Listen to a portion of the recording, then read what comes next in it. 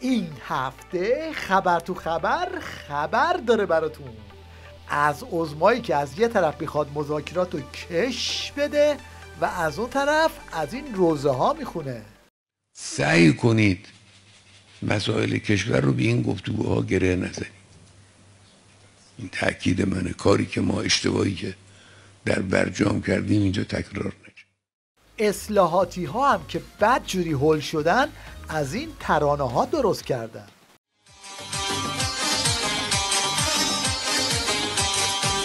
واسه مذاکره این دیگه شانس آخره، مسئولامون ای جان ای جان ای جان دارن میرن به عمان، دارن میرن به عمان، دارن میرن به عمان، دارن میرن به عمان.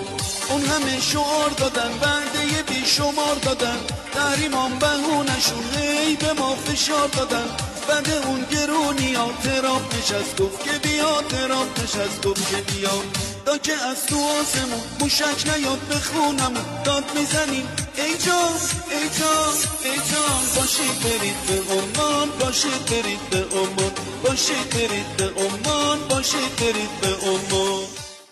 از اون طرف عظما میگه کشور رو به مذاکرات گره نزنید.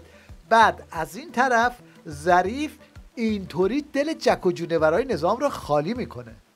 شما بخواهید سال 1404 میشه سال پیروزی ایران، ما بخواهیم، نه شما، ما همه بخواهیم سال 1404 میتونه سال سقوط ما باشه.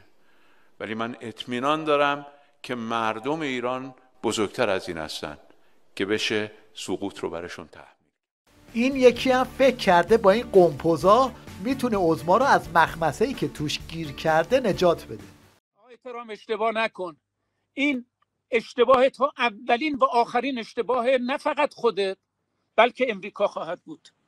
یعنی اگر یک تصمیم اشتباه بگیره و اون درگیری باشه، حالا تحت هر بهانه‌ای، یا نتانیاهو بپره این وسط یه کاری بکنه یا خودشون یا حالا هر چی، اگر این اشتباه رو بکنه، این اشتباه اولین و آخرین اشتباه بزرگ امریکا خواهد بود و شخص آقای ترامپ. البته خودشون هم میدونن که این هارت و پورتا جواب نداره و همه دستشون رو خوندن.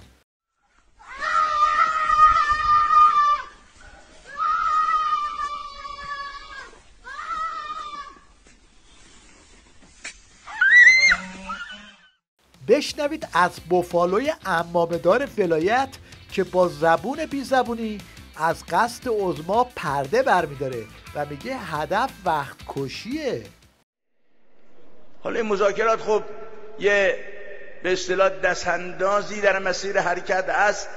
از این دستاندازم ما رد بشیم، یه سرعت گیری باشه برای که جلوی دشمن رو سرعتش رو بگیریم، ما کارونو پیش ببریم. ولی اون چه مسلمه این خنگ و دولم داد و هوار خودش و باقی همباندیاش تو استبل ولایت رو اینطوری توجیه میکنه. آقای دولت تضعیف نه بابا. من اتفاقا آقای عراقچی نظرش اینه، میگه آقا 4 تا انتقاد بکنید، 4 تا فشار رو. این که به شما میگم چون 4 تا اصلا عقل اینو میگه که من الان باید بگم نمیذارم. من تو مجلس من نوعی، من نماینده در مجلس باید قدرت چانه زنی ایشونو در مذاکره ببرم بالا، بگم آقای عراقچی فکر نکنیم ما اجازه نمیدیم اصلا و ابدا. غنیسازی اصلا نباید بیاد مثلا زیر 60%. به اون ایشون که میره اونجا میشینه باید بگه آقا تو فکر نکن هرچی تو بگی من میتونم بگم بله. ما در مجلس داریم نماینده، داریم نمایندگان مردمن، اون اجازه نمیدیم. از اون طرف هم بشنوید از رژه‌شون که توش چنین شعاری دادن. من آمریکا. اما اوضاع قاراشمیشتر از این حرف هاست. ببینید چه سوالایی تو رسانه هاشون مطرح میشه. برخی ها میگن ایران قش کرده سمت روسیه و چین. خب چه جوری؟ مثلا ما چه جوری قش کرد؟ مثلا کجا قش کردیم؟ مثلا چیکار کردیم که؟ با این حساب وضعیت دلنگون عظما یه چیزی تو این مایه هاست. Ma batto radimo che proprio perché stiamo là Gigi Bau batto Ramniaga Sonti po 2 servagoje a botte jo ma nema pre pogledaj šta mu radi trojka sin ubica. ساندیس خورم هنوز هیچی نشده بسیج شدن تا اینطوری عمامه عظما رو آب بندی کنن. میخواید مذاکره کنید؟ باشه، ولی از سگ کمترید. ببینید، از سگ کمترید. اگه خوردید به در و دیوار و سوارتون شدن و تو این کار رسوا شدید، بندازید تقصیر رهبری و سپاه و زمین و زمان و آسمون، چون نتایج و مسئولیت این مذاکرات با دولته. لابد عظما هم با بیسکویت ازشون پذیرایی میکنه. یه چیزی بیسکویت، چیزی حالا پفک خیلی چیز تعریفی نیست. بیسکویت چیزی به بچه‌ها بدید اقلن، حالا به بزرگا که نمیرسین اقلن. اما همه میدونن که موتور عظما کله شده و این راهی نیست که بتونه پای پیاده طی کنه. خبر تو خبر. مشنگستان این هفته رو با انگلیسی بلغور کردن عراقچی شروع میکنید که کاملا بدون شرحه. think war is very far from us. You know, Saudi Arabia is important countries in the region. I don't think that the US would be that much naive to wage a war against Iran, because they know better than anybody else our capabilities to defend ourselves. We are neighbor in the region. There is no any problems. Thrown from power by Sunni jihadi enemies of Iran. Will you concede that things have not moved in Iran's way this last year?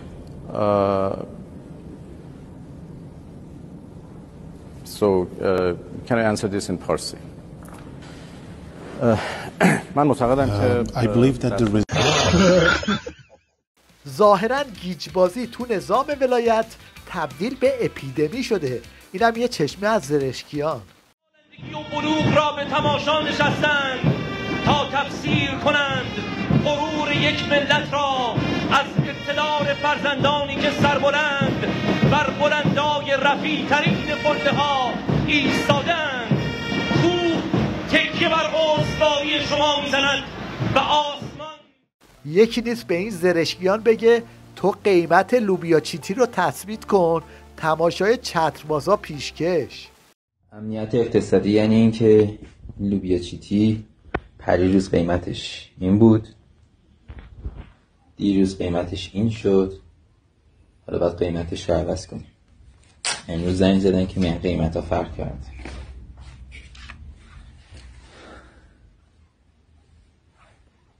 موفق و پیروز باشید. این کارشناسشون دلیل این گیجی زرشکیان رو این طور توضیح میده. از اظهارات آقای رئیس جمهور رو راجع به توجیه ضرورت وارد کردن شوک جدید به قیمت حامل‌های انرژی مطرح کردیم. دیدید چقدر حرف و سست و بی بنیاد بود. دلیلش اینه که این عزیزان رو ولو این که خیلی هم حسن نیت داشته باشند گیج میکنند با متنوع و متفاوت حرف زدن. این داستان کش رفتن خودنویسم بدجوری گریبان قریب آبادی رو گرفته. حالا دیگه این داستان به تیری ریش هم راه پیدا کرده. بعد از دور اول مذاکرات با ماجرای خودکار تلاش شد برای شما حاشیه سازی بشه. بخاطر چرا شما رو انتخاب کردن آقای دکتر؟ خب منافقین روششون مشخص است. اینا به هر طریقی میخوان ضربه بزنن در این زمینه. خب ما هم البته تلاش کم نکردیم برای اینکه با این گروهک تروریستی مقابله بکنیم. اینجاست که باید گفت آب رفته نه به جوی باز میگرده و نه به لیوان. We spilled a little, but that's okay. Oh, don't look at it. Oh. Did you panic? Okay, that's good. Oh my god. حالا که تا اینجا اومدیم یه نگاهی هم به این آفتاب پرست عمامه‌دار بندازیم. همین که تا چند وقت پیش این حرفا رو میزد کشوری در این منطقه و در شاید در همه جای دنیا به بدی دولت سعودی من سراغ ندارم. دولت سعودی هم مستبد، هم دیکتاتور، هم ظالم، هم وابسته است، هم فاسده. و حالا اینطوری میگه. رهبر انقلاب اسلامی در این دیدار تاکید کردند اعتقاد ما این است که ارتباط میان جمهوری اسلامی ایران و عربستان برای هر دو کشور مفید خواهد بود و دو کشور می توانند تکمیل کننده یکدیگر باشند. حضرت آیت الله خامنه ای با تاکید بر اینکه گسترش روابط دو کشور مشنگستان این هفته رو با این سوال و جواب تو تلویزیون آخوندا به پایان میبریم که خودش به اندازه کافی گویاست. اگه قرار باشه داستان زندگی شما رو تبدیل به یه فیلم سینمایی بکنن، اسمشو چی میذاریم؟ آفتابگردون. آفتابگردون؟ گلی که به سمت آفتاب میچرخه. ببینین باورم اینه که هر کسی کتاب آفرینش داره و اسم اون بر مبنای رسالتشه، الهام چرخنده، اینسپریشن، وحی که یه روزی میچرخه.